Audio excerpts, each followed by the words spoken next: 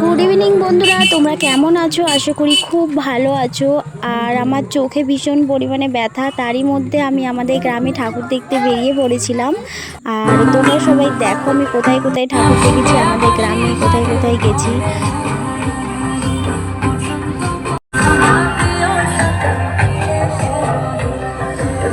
তো বন্ধুরা, আমি যেখানে যাই আমি আর একটা দিদি আছে, তো তার সাথেই যাই। আর এই ঠাকুরগুলো দেখো কত সুন্দর সুন্দর।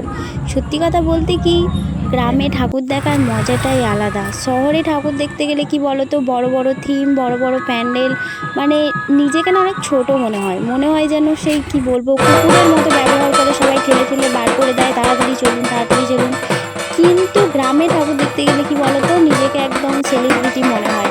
নিজের ইচ্ছে মতো যাও, ঘোরো ফিরো, ঠাকুর দেখো, মস্তি করো, নিজেরটা, মানে কেউ তোমাকে কিছু করবে না, কেউ তোমাকে ডিস্টার্বও করবে না। দেখো কত সুন্দর রাস্তাঘাট, একদম আলোয় সাজানো।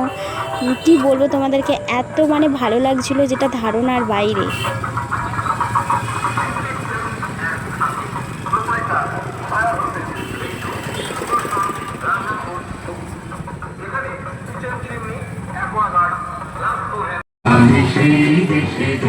বন্ধুরা দেখো এই প্যান্ডেলটা কতটা বড়, অনেকটা বড়। আর এখানটায় ভালোই ভিড় হয়েছিল।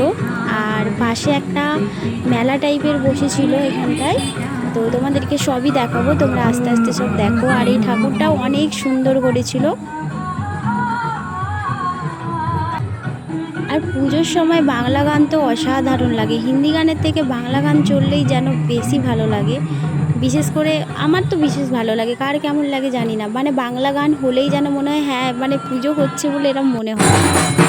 দেখো বন্ধুরা, এই প্যান্ডেলটা কত সুন্দর করে সাজিয়েছে। আর সবাই এখন ফটো তুলতে ব্যস্ত, এই যে দেখতেই পাচ্ছ। আর আমরা যেই টাইমটা এসেছিলাম সেই টাইমটায় পুজো হচ্ছিলো, নবমীর পুজো হচ্ছিলো।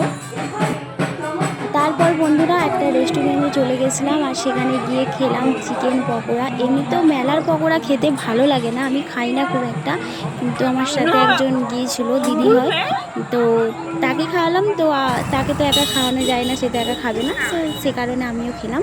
আর এখানটা দেখো কত সুন্দর এইটা দেখা যাচ্ছে। আর এই প্যান্ডেলটা হচ্ছে আমাদের গ্রামের একদম কাছেই পুরো এই প্যান্ডেলটা।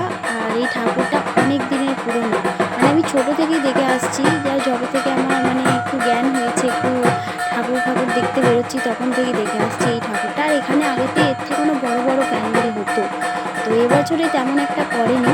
এই ঠাকুরটা মোটামুটি নানা করে 100 বছরেরও বেশি হবে হয়তো, আমার অনুমান। এই ঠাকুরটা দেখতে পাচ্ছ, এটা একটা ঠাকুর দালান, মানে কারো বাড়িতে হচ্ছিলো, তো আমরা সেখানেও চলে গেছিলাম। আর তারপরে এই ঠাকুরটা দেখো কত সুন্দর লাগছে, এরকমই তো ঠাকুর আমরা দেখতে চাই। এটা হচ্ছে আমাদের বাড়ির সামনে যেটা পুজো হচ্ছে, তো সেখানে ফাংশন হচ্ছিলো। তো আজকের জন্য আমার ভিডিওটা এখানেই শেষ করলাম। সবাই খুব ভালো থেকো, আর আমার ভিডিও ভালো লাগলে অবশ্যই আমার চ্যানেলটা সাবস্ক্রাইব আর লাইক করে দিও। টাটা। পরিমাণে টায়ার্ড হয়ে গেছি, বাপরে বাপ কি কষ্ট। আর এই যে পেছনটা পুরো অন্ধকার, এখন কটা বাজে অলরেডি 9:30 বেজে গেছে।